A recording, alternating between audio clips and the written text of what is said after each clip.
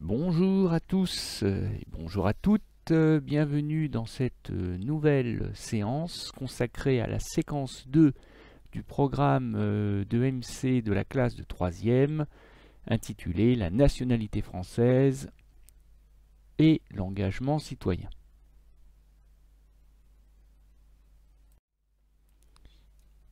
Et oui, on commence tout doucettement à s'approcher de la fin puisque nous en sommes déjà à la 4e séance, le 4e épisode d'une série qui en comptera 5.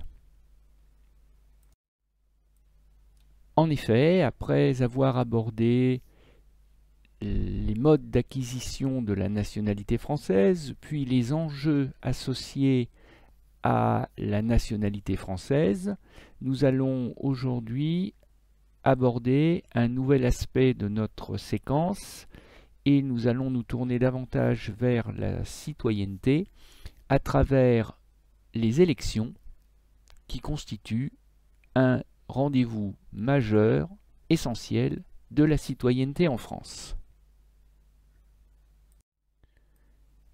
Grand D, les élections, un rendez-vous de la citoyenneté. En quoi l'élection constitue-t-elle un rendez-vous incontournable de la citoyenneté en France? Telle est notre problématique, telle est la question que nous allons explorer tout au long de la séance.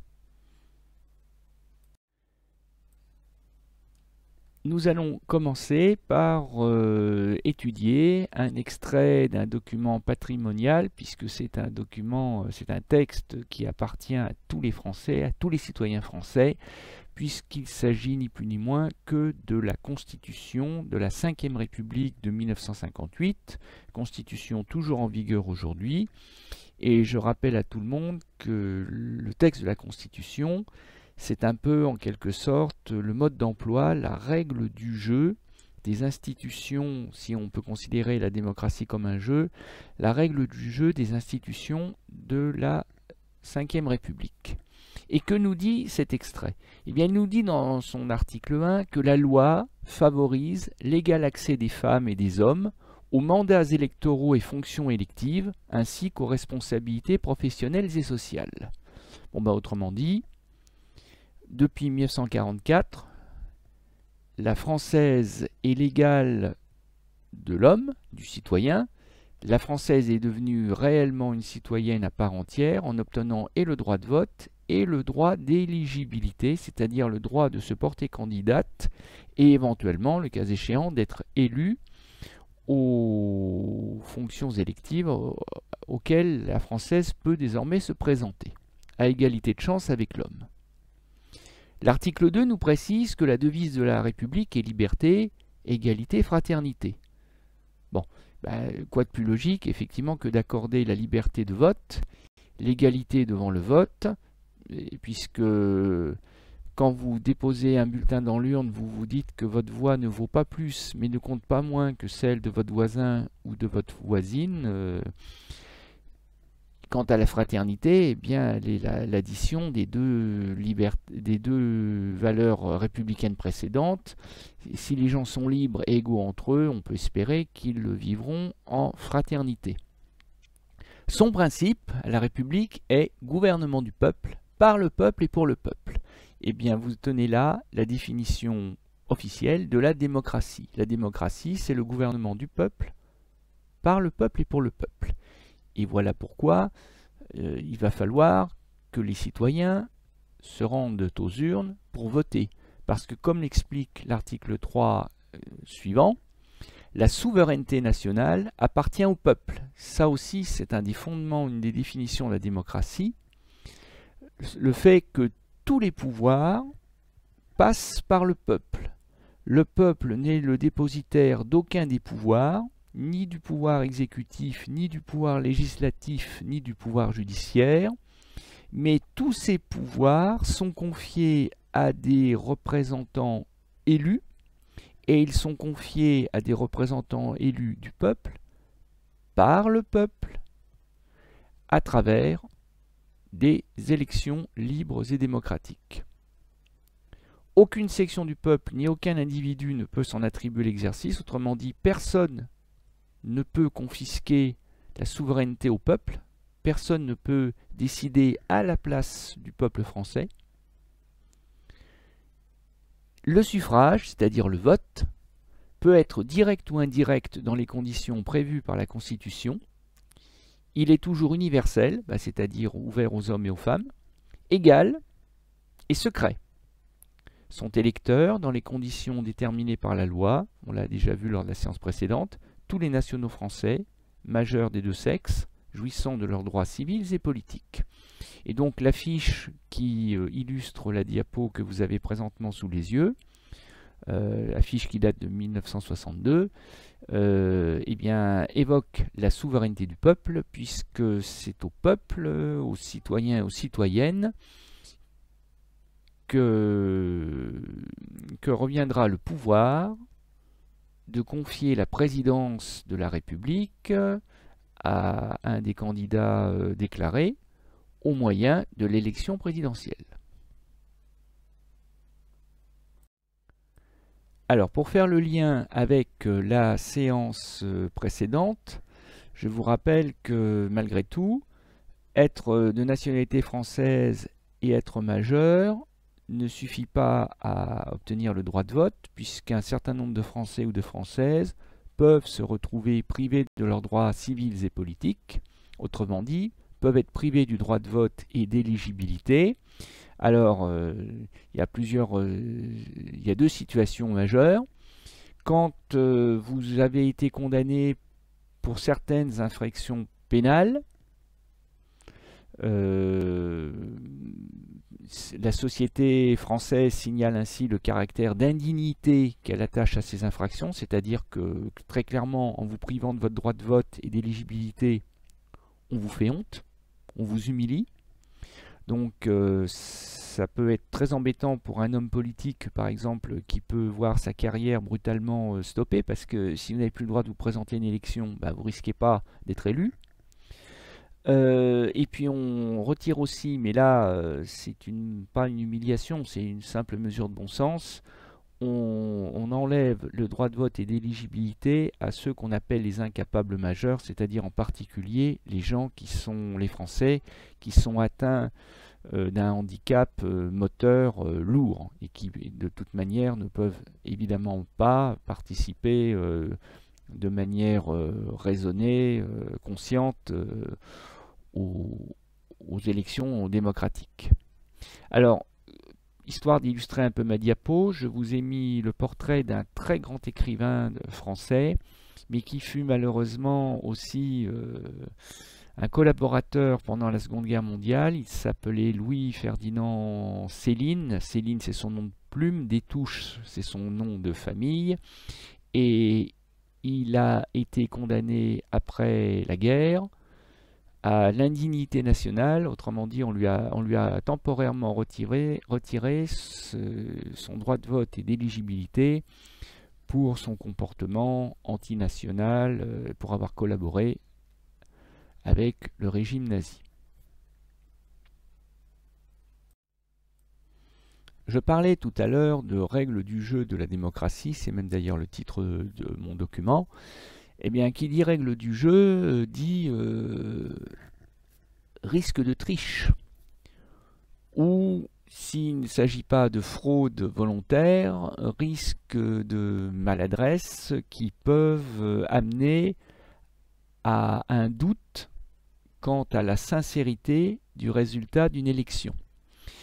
Et c'est l'occasion pour moi de vous rappeler qu'il existe en France une institution qui s'appelle le Conseil constitutionnel, qui a pour but de dire la loi en ce qui concerne le respect de la Constitution, mais qui a aussi pour but de vérifier que les candidats aux élections ont bien le droit de se présenter, qu'ils correspondent bien aux différentes conditions nécessaires, et aussi qui a pour raison d'être de vérifier que les élections se sont déroulées normalement, sincèrement, et qu'on ne peut pas remettre en doute le résultat d'une élection.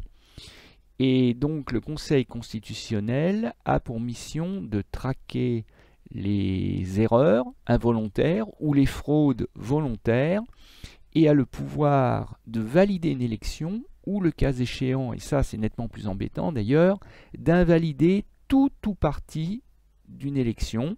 C'est-à-dire que, bon, à ma connaissance, c'est encore jamais arrivé que le Conseil constitutionnel invalide toute une élection, mais pour une élection municipale, par exemple, eh bien, il arrive que le Conseil constitutionnel invalide l'élection, hein, c'est ce qui est montré sur la diapositive, et dans ce cas-là, eh bien, l'élection est à refaire, et s'il y a eu fraude volontaire de la part d'un candidat, eh bien, le candidat se retrouve naturellement exclu de la nouvelle élection, c'est normal.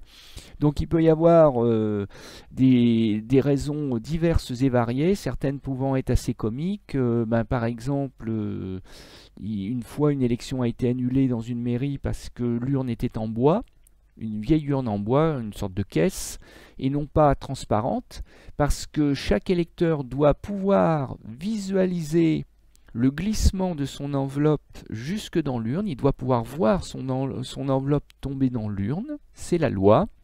Hein, ou alors des maires qui ont aussi décidé de fermer la mairie entre midi et 14 heures pour aller casser la croûte, et bien ça c'est interdit parce qu'après on peut imaginer tout et n'importe quoi. Hein. On peut imaginer que quelqu'un s'introduise dans la mairie pour remplacer des bulletins de vote par d'autres.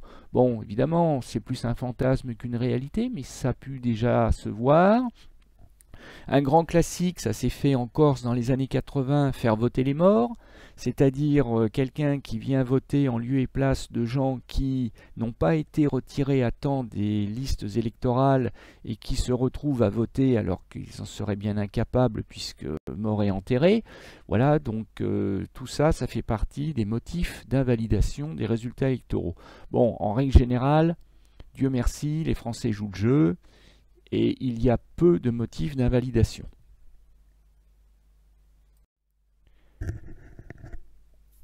Pourquoi voter? Et aussi, pourquoi se faire élire? Pourquoi se présenter à une élection, plus exactement?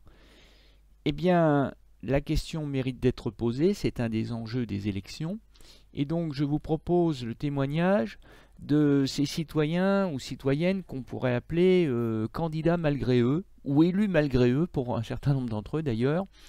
Et bien tout simplement parce que, par exemple, pour la dernière élection municipale qui s'est déroulée l'année dernière, alors ça reste évidemment un cas très très rare et particulier, heureusement, quand on sait qu'il y a un peu plus de 35 000 communes en France. Mais un certain nombre de communes, pour les élections municipales, se sont retrouvées sans candidat, une centaine de communes environ, et ça pose problème. Et ça pose problème parce que ça n'est pas anodin de se retrouver sans conseil municipal, c'est pas, comme vous allez le voir, c'est pas une situation idéale. Donc un certain nombre de citoyens se sont dévoués pour se porter candidat, alors qu'ils n'en avaient pas la moindre envie. Et ça, on peut les en féliciter, les en remercier, parce véritablement, ils se dévouent pour les autres. Et comme l'explique Sylvain Billier, eh bien, trop de travail, trop de temps passé. L'un est retraité, l'autre fait du commerce par Internet. Ils n'avaient pas trop envie de se représenter à la mairie de Saint-Georges de la Couée sur Sarthe, dans la Sarthe plutôt, après leur premier mandat. Mais ils se sont dévoués, sinon la mairie aurait disparu. Enfin, elle n'aurait pas réellement disparu, mais ça revenait presque au même. L'école a fermé en 1991, la poste a fermé en 2002, explique Sylvain Billier, candidat sans étiquette, c'est-à-dire ne faisant partie d'aucun parti politique, à la mairie de Saint-Georges de la Couée. Bon ben là, pour nous autres Trongetois, ça nous parle, on est dans la diagonale du vide, on est dans la désertification rurale, on est dans cette logique de fermeture des services publics, d'abandon du territoire par les services publics et aussi les commerces notamment. Donc dans ces villages qui se voient lentement mais sûrement mourir, qui deviennent des déserts administratifs, des déserts médicaux. Ce drame silencieux des campagnes françaises.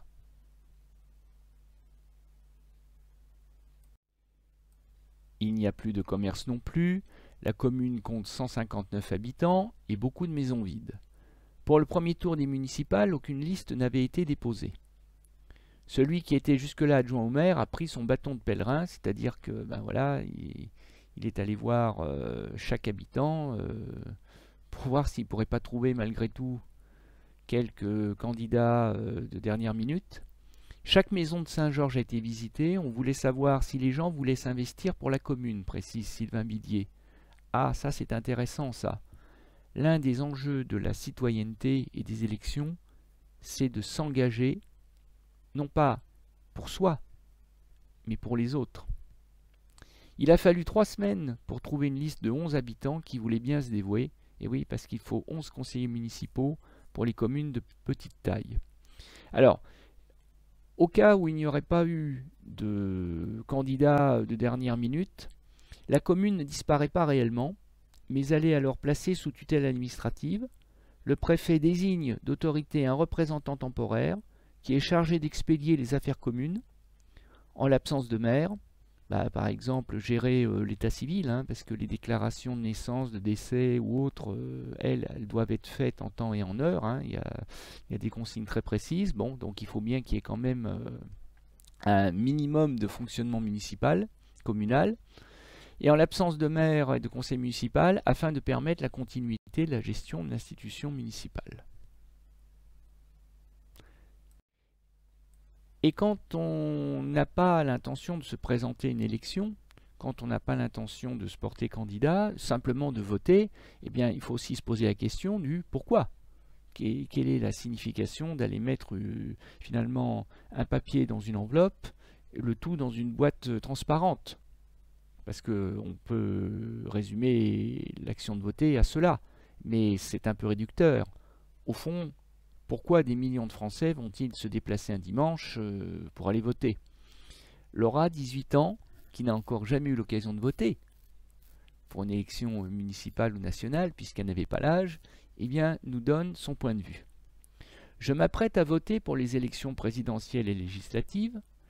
J'ai vérifié l'année précédente que ma commune m'avait bien inscrite sur la liste électorale, ce qui normalement doit être le cas dès lors qu'elle s'est fait recenser pour ses 16 ans. Je vous le rappelle, ce qui lui a permis non seulement d'être inscrite pour la JDC, la Journée Défense et Citoyenneté, pour laquelle elle sera convoquée par l'autorité militaire, en attendant le déploiement du service national universel, SNU. Rappelez-vous la première séquence de MC, faites le lien s'il vous plaît, révisez votre séquence si vous l'avez oublié, cela.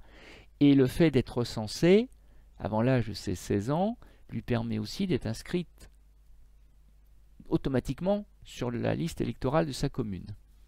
J'ai déjà voté pour les élections des délégués de ma classe, mais je me suis renseigné pour connaître les conditions de vote dans un bureau électoral. Alors, Laura ne nous dit pas explicitement pourquoi elle va voter. C'est à vous un peu de le comprendre. Quelqu'un qui se donne du mal qui se donne la peine de vérifier qu'elle est inscrite et qui piaffe d'impatience à l'idée de voter pour désigner son maire, enfin son conseil municipal plutôt, et pour désigner son président, son candidat préféré à la présidentielle, il faut bien se demander pourquoi, qu'est-ce qui motive Laura? Eh bien, c'est tout simplement ce qui motive des millions de Français, c'est de pouvoir donner leur point de vue. C'est ni plus ni moins que cela qu'on demande aux Français quand on leur demande d'exprimer un suffrage, c'est d'exprimer un choix. Alors ça peut être un choix positif, c'est-à-dire je vote pour un candidat, je vote pour un programme politique en espérant que ce programme sera appliqué si mon candidat ou ma candidate est élu.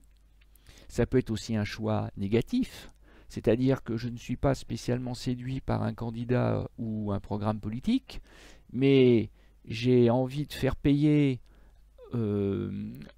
à l'élu actuel, j'ai envie de lui faire payer un certain nombre de mesures que je ne digère pas, et donc je vais voter pour l'opposant qui me paraît le mieux placé pour le battre. Le fameux mot d'ordre, sortez les sortants. Donc peu importe la motivation qui est celle de la démocratie, c'est celle de permettre à un citoyen ou une citoyenne d'exprimer son choix. Après, Le résultat vous est favorable ou pas, et il faut l'accepter, mais au moins vous avez pu vous exprimer à l'occasion d'une élection. C'est ça qui est important. Et Laura, toujours elle, nous donne le mode d'emploi du bureau de vote, le mode d'emploi de l'élection, parce que ça paraît tout bête. Effectivement, il y a eu une sorte de répétition générale au fil des années passées au collège et au lycée avec l'élection de délégués, sauf que ça ne se déroule pas tout à fait de la même manière dans la vraie vie, dans la vie du citoyen. Et il faut le savoir, on peut être parfois surpris. Vous me pardonnerez de vous donner un exemple personnel, mais forcément je le connais mieux que d'autres. La première fois de ma vie que j'ai voulu voter, bon, en fait, j'avais à peine 18 ans, j'avais pas vraiment d'idées politiques, je m'intéressais pas vraiment à la politique, et en fait, j'avais l'intention de voter blanc. Donc je me suis rendu un peu les mains dans les poches au bureau de vote en me disant je prendrai un papier blanc, je le mettrai dans l'enveloppe, dans l'urne et le tour sera joué. Oui, sauf que ce que je ne savais pas, c'est que c'est que si on veut voter blanc, il faut amener soi-même son papier blanc. Il n'y a pas de papier blanc disponible dans le bureau de vote. Donc après, vous pouvez ne rien mettre dans l'urne, mais c'est considéré comme un vote nul, ce qui n'est pas tout à fait la même chose. Donc c'est des petites choses à savoir, et quand on les connaît pas, on peut être un peu désappointé. Alors que nous dit Laura? Il faut donner sa carte d'identité ou son passeport, enfin papier d'identité quelconque, permis de conduire peut éventuellement faire l'affaire, à la personne qui vérifie que l'on est bien inscrit et que l'on a bien le droit de se rendre au bureau de vote. Prendre les bulletins des candidats et l'enveloppe sur la table où ils sont disposés. En théorie, on doit prendre tous les bulletins des candidats parce qu'on ne doit pas donner d'indication aux autres personnes dans la file que sur le choix qu'on veut faire. Alors, quand il y a 32 candidats, comme ça a pu être le cas, évidemment, il faut avoir des mains bien larges. Il faut ensuite se rendre dans l'isoloir. Il est interdit de glisser un bulletin au vu et au su de tout le monde dans l'enveloppe. Il faut se rendre dans l'isoloir, qui est obligatoire depuis 1911 en France dans tous les bureaux de vote. Personne ne doit savoir pour qui ou pourquoi vous avez voté. Vous n'avez pas le droit de le dire à haute voix à l'intérieur du bureau de vote, car le vote doit être secret. Il faut présenter sa carte électorale, introduire le bulletin dans l'urne, signer le registre des élections et reprendre sa carte électorale tamponnée du jour d'élection. Alors c'est une précaution, le fait de tamponner la carte électorale, pour éviter ce qu'on a pu voir aussi parfois, ce qu'on voit dans d'autres pays, c'est-à-dire des gens qui vont voter plusieurs fois, le même jour, alors qu'évidemment ils n'ont pas le droit. On ne peut donner son suffrage qu'une seule fois par élection. C'est logique. Vous aurez noté qu'en France, l'élection se déroule toujours un dimanche, afin de permettre à un maximum de Français de pouvoir trouver le temps de se rendre pour voter. Bon, le fait de voter, ça demande 30 secondes, 1 minute, 2 minutes maximum, mais il faut aussi prévoir un délai d'attente si jamais il y a la queue, jusque sur le trottoir, ça peut arriver parfois, effectivement, ça devient rare, mais ça peut quand même arriver. Et on considère qu'en France, il y a moins d'actifs qui travaillent le dimanche, même si c'est de moins en moins vrai. Et donc voilà pourquoi les élections se déroulent toujours un dimanche. Mais il faut le savoir, dans de nombreux pays, aux Pays-Bas, au Royaume-Uni, où on ne fait jamais comme en France, eh bien les élections ont lieu en semaine. À charge par contre pour les employeurs, dans les entreprises par exemple, de prévoir des urnes, de prévoir des bureaux de vote pour permettre aux salariés de voter sur leur lieu de travail. Ce qui doit quand même pas simplifier les choses à mon avis.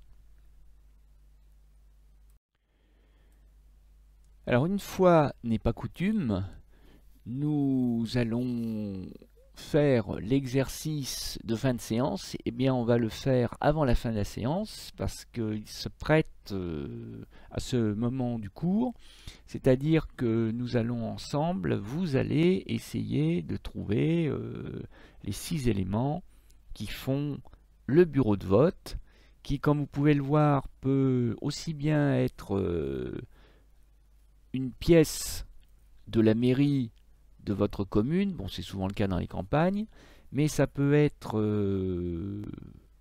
une école primaire, ça peut être un gymnase, ça peut être n'importe quel lieu, du moment que c'est un lieu ouvert au public et qui soit géré par une collectivité territoriale. Hein. On ne va pas aller voter au café du coin, ni dans la nef de l'église, mais on peut effectivement se retrouver à voter dans des endroits qui ne sont pas spécialement destinés à ça à première vue, mais tout simplement pour éviter des files d'attente interminables. Hein. S'il y avait un bureau de vote par arrondissement dans Paris, ça pourrait effectivement poser problème. Donc, essayez de retrouver, c'est pas très compliqué, hein, essayez de retrouver les 6 éléments, de numéroter dans les cases vierges, les 6 éléments qui composent un bureau de vote un jour d'élection en France. Un dimanche d'élection en France. Bon, c'était pas très compliqué, je pense pas que vous ayez commis beaucoup d'erreurs. Hein. Alors on commence par le 1, les bulletins de vote des candidats qui sont déposés par ordre alphabétique sur la table. Chaque parti, chaque candidat devant veiller à alimenter chaque bureau de vote en nombre de bulletins suffisant, puisque les candidats doivent fournir leur propre bulletin de vote. L'isoloir, donc étape obligatoire du vote, au fond à droite de la photographie. Les assesseurs, c'est-à-dire des gens qui acceptent de passer plusieurs heures au service des autres, qui sont là pour que le vote se déroule du mieux possible, pour éviter les fraudes, pour éviter les erreurs, donc ils sont au service des autres. On peut leur rendre hommage. L'urne transparente qui se trouve entre les deux hommes sur la photographie, alors on ne la voit pas bien parce qu'elle est au fond de la salle et elle est transparente, mais elle est essentielle. Hein. C'est là que chaque électeur ou électrice va déposer son bulletin, son suffrage, son choix, de manière égale et secrète. Les électeurs qui font la file, qui font la queue, qui attendent leur tour, et vous pouvez constater qu'il y a des femmes et des hommes dans la file d'attente. Et enfin, la table de contrôle de l'identité des électeurs, là où on va vérifier que, oui, vous avez bien le droit d'aller voter.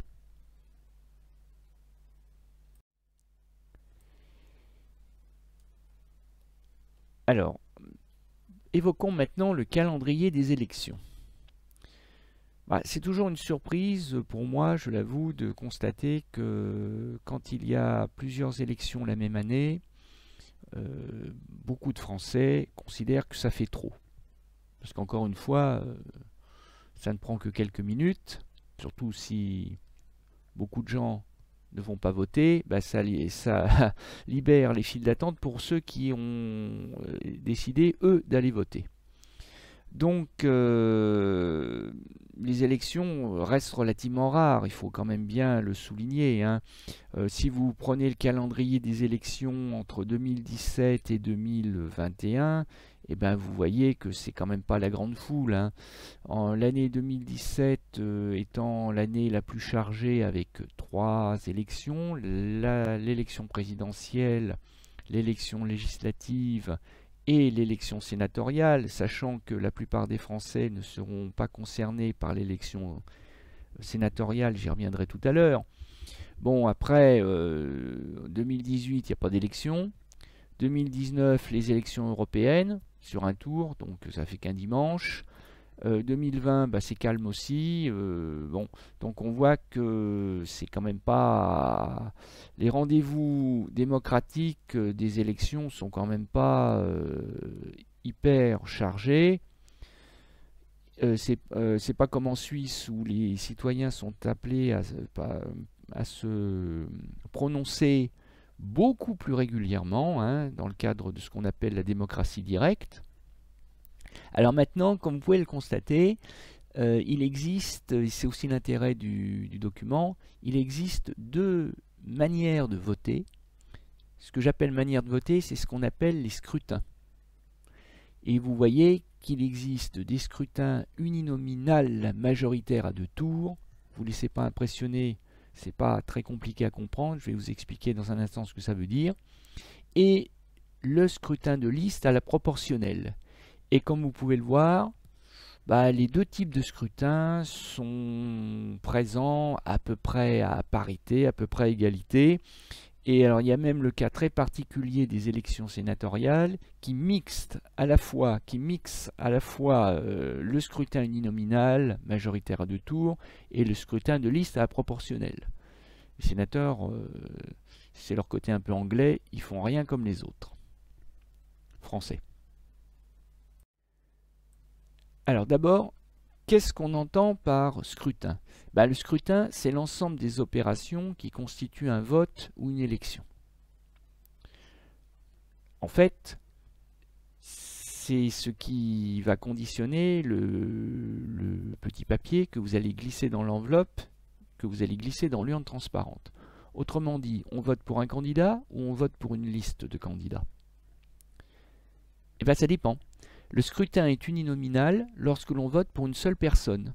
Le bulletin de vote ne comporte qu'un seul nom et éventuellement le suppléant, pour éviter que si jamais le titulaire démissionne ou ne meurt en cours de mandat, on soit obligé de procéder à une nouvelle élection.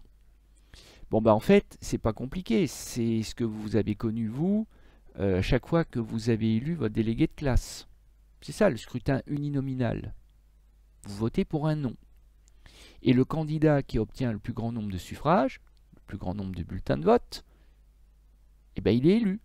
Le plus grand nombre de suffrages exprimés, il est élu. C'est le principe de la majorité.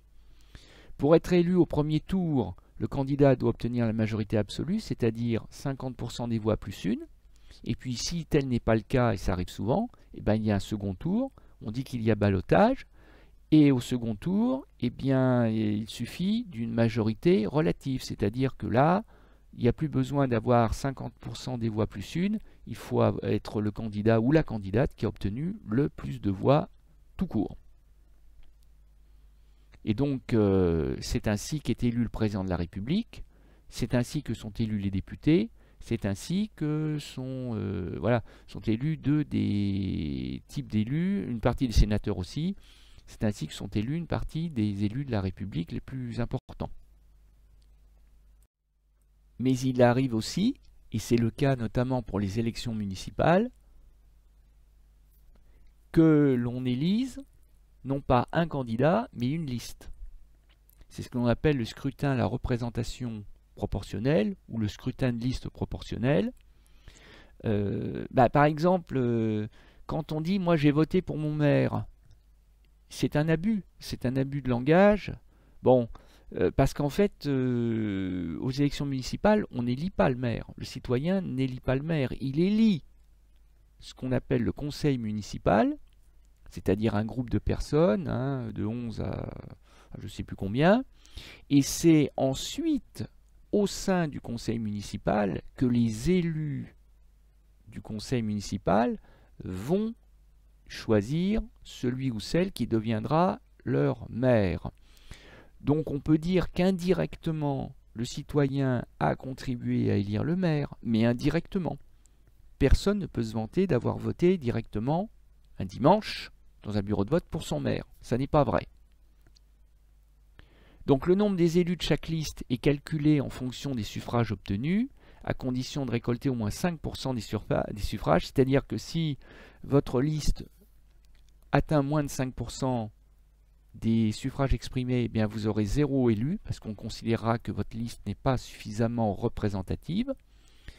Et puis après, c'est le jeu de la démocratie. Plus la liste aura eu de voix, plus elle aura d'élus. Voilà, c'est normal, c'est légitime. Alors, chacun des deux scrutins a son avantage. Avec le scrutin proportionnel, les minorités, les partis politiques qui ont peu de chances d'être élus, ont malgré tout la possibilité d'avoir des élus. Et ça, c'est bon pour la démocratie parce que notamment, ça motive peut-être certains électeurs ou électrices à aller voter. Par contre, l'inconvénient, c'est que ça éclate un peu le résultat.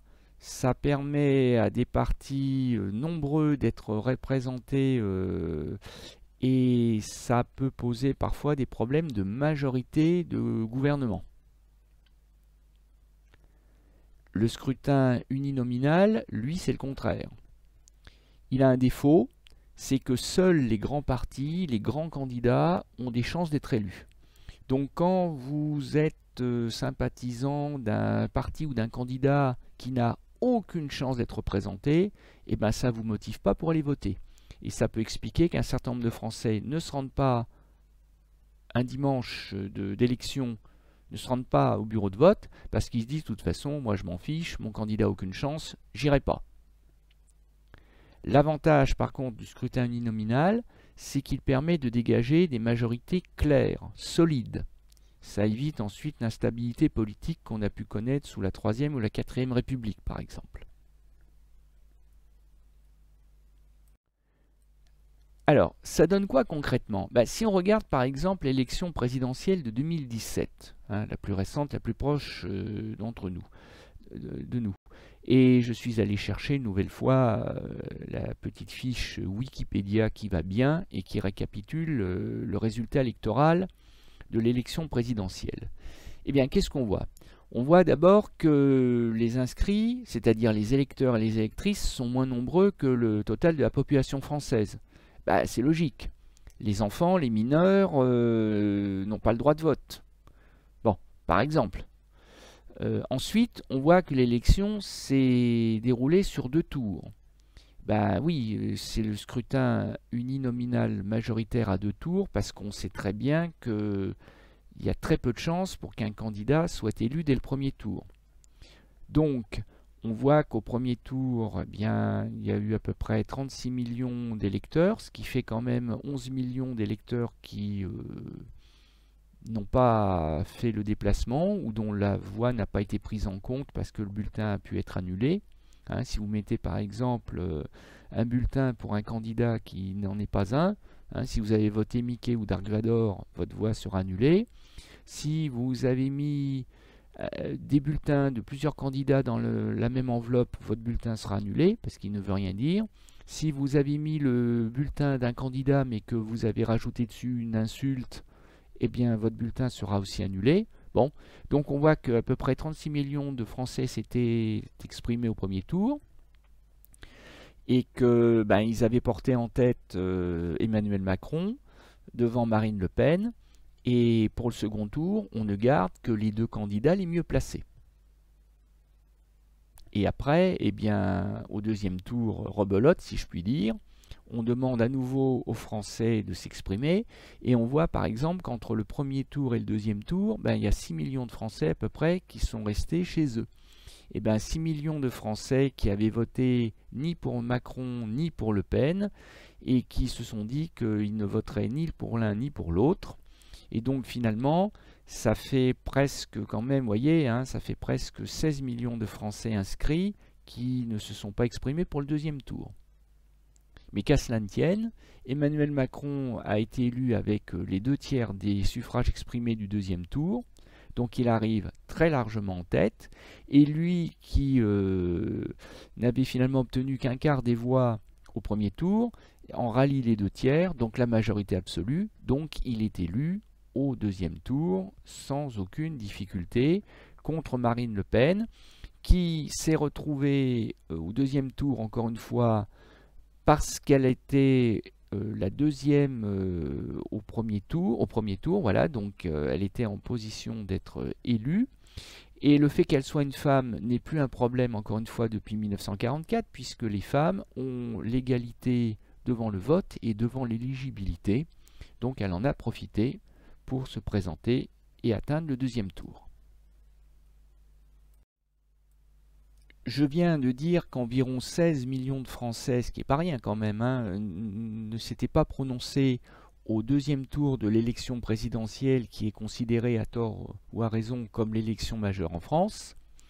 Et ça nous pose le problème de l'abstentionnisme, autrement dit ce qu'on appelle parfois la grève du bulletin de vote, c'est-à-dire ces Français et Françaises qui, pour des raisons diverses et variées, ne s'expriment pas un jour d'élection. Alors retirons évidemment les gens qui ne peuvent pas parce que par exemple ils sont hospitalisés. Bon là évidemment ils ont une excuse à faire valoir. Mais après vous avez des Français qui refusent volontairement de voter. Et le phénomène n'est pas nouveau, c'est le moins que l'on puisse dire, puisque si vous regardez la courbe graphique que je vous ai trouvée, et qui comporte, je vous ferai remarquer, une belle faute d'orthographe dans le titre, hein, puisque c'est pas l'abstention, mais l'abstention qui a été multipliée par 2 en 50 ans, et ben on voit que pour élire les députés, ce qui est quand même une élection importante aussi au niveau national, eh bien, il y avait 17% des Français qui n'allaient pas voter en 1978, ils sont aujourd'hui 51,3%.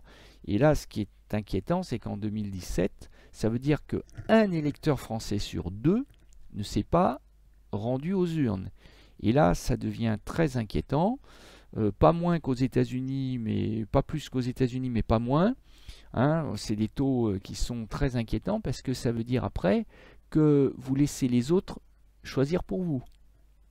Et oui, et ça pose le problème après de la légitimité populaire de l'élu.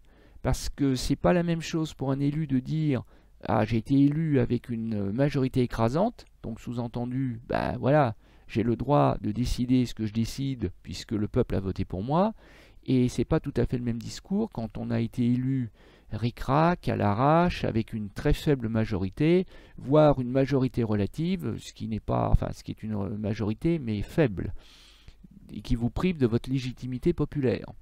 Après, il y a toujours des gens pour dire mais t'es qui toi pour avoir voté telle loi, hein, moi j'ai pas voté pour toi, je ne te reconnais pas comme mon élu.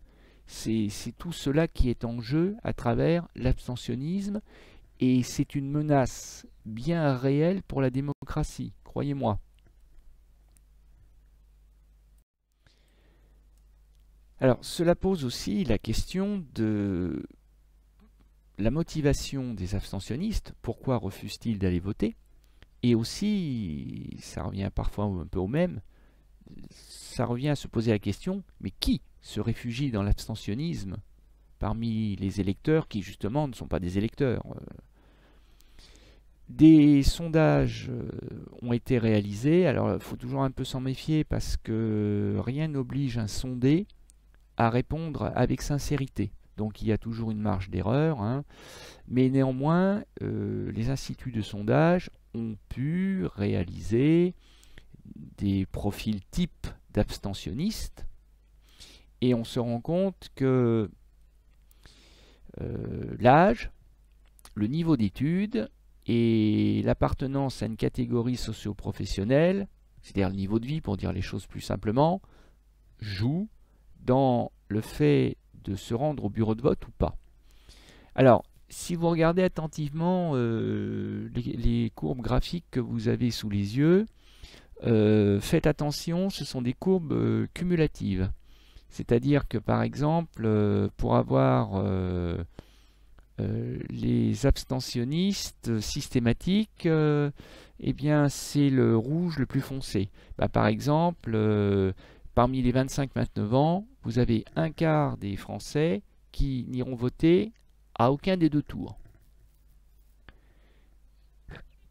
Par contre, la proportion monte à 60%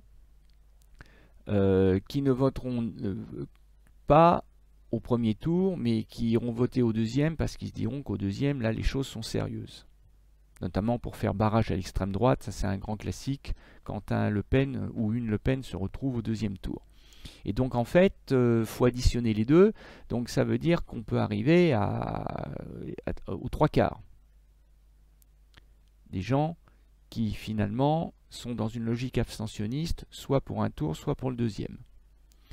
Alors on voit du coup que ce sont les plus jeunes qui en général ont le moins d'appétence, le moins de goût pour les élections, et tout simplement parce que souvent, ils considèrent qu'ils sont mal représentés, voire pas du tout représentés, ni eux ni leurs idées.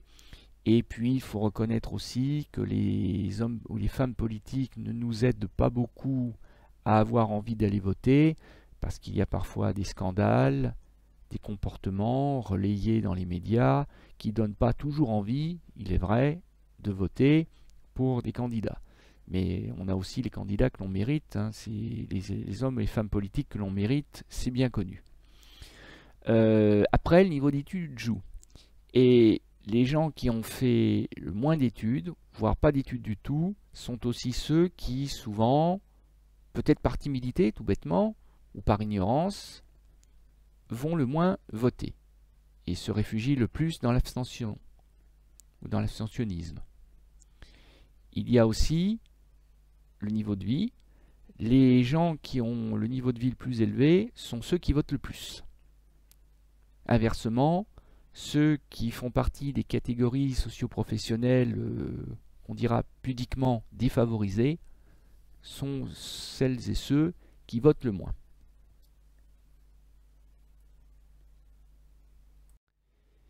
Et bien à tort d'ailleurs, parce que je vous le rappelle, le vote, c'est l'expression même de l'égalité. Riche ou pauvre, diplômé ou pas, rural ou urbain, croyant ou athée, aucune importance. Un citoyen égale un vote égale un suffrage exprimé. Et il est dommage que certaines personnes considèrent visiblement elles-mêmes que leur voix a moins d'importance que celle de leurs voisins parce que leur voisin a une plus belle voiture ou une plus belle maison. Ça ne devrait pas rentrer en ligne de compte. Bon, ça c'était une parenthèse que je referme maintenant. Voilà, nous en avons terminé pour la séance consacrée aux élections à un rendez-vous de la citoyenneté. Je vais vous donner lecture du texte de la leçon que j'ai mitonné pour vous et j'espère que vous aurez à cœur de l'apprendre pour avoir une bonne note éventuellement au brevet si ça tombe à l'examen et aussi tout simplement l'apprendre pour votre formation, votre apprentissage de futur citoyen, en espérant que vous serez un citoyen à la hauteur des enjeux de la démocratie française et en espérant que la France restera d'ailleurs une démocratie quand vous serez vous-même en âge d'être citoyen. Les droits de vote et d'éligibilité aux élections sont parmi les droits les plus emblématiques, les plus caractéristiques, si vous préférez, du citoyen en France. Depuis 1944, ces droits sont ouverts à la française, devenue citoyenne à part entière, selon le principe de l'égalité femmes-hommes reconnu par la Constitution de la République. A contrario, au contraire, la privation des droits de vote et d'éligibilité sanctionne celui ou celle qui est frappé d'une mesure de déchéance des droits civiques, en lien avec une condamnation pénale. Les électeurs, ou électrices, citoyens français ou citoyennes françaises majeures inscrits sur la liste électorale de leur commune, expriment leur suffrage dans le secret de l'isoloir. Les citoyens sont régulièrement appelés à voter, en moyenne une fois par an, pour élire représentants élus des pouvoirs exécutifs, le président, et législatifs, les députés et sénateurs, et des collectivités territoriales, alors la liste est longue, maires, conseils départementaux, régionaux. L'élection, contrôlée par le Conseil constitutionnel, se déroule au scrutin uninominal majoritaire à 2 tours, ça c'est pour le président et le député, ou de liste à la proportionnelle, et toujours un dimanche. L'abstentionnisme, monté en flèche depuis 50 ans, touche toute la société et menace la démocratie, au point de poser régulièrement la question de rendre le vote obligatoire, ce qui n'est pas le cas en France. Le vote est un devoir moral, mais pas un devoir pénal. Voilà, C'est tout pour aujourd'hui. À bientôt pour la dernière séance consacrée à la nationalité et à la citoyenneté.